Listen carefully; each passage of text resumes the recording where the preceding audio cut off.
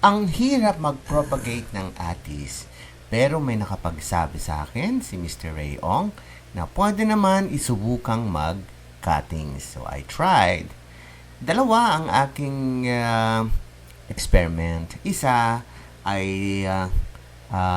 tinakluban ko ng bote. Yung isa, exposed lang siya. Ito, So, no? let me see. Pangalawang Yung cuttings. tinakluban ko ng bot. Masasabi nyo bang growth mga ito? Hindi ko na alam kasi malabong mata ko.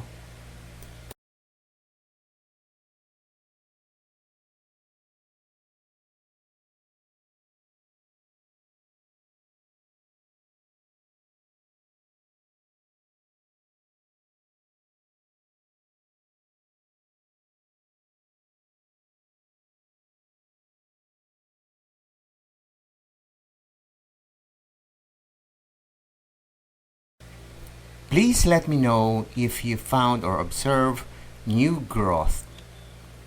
Thank you.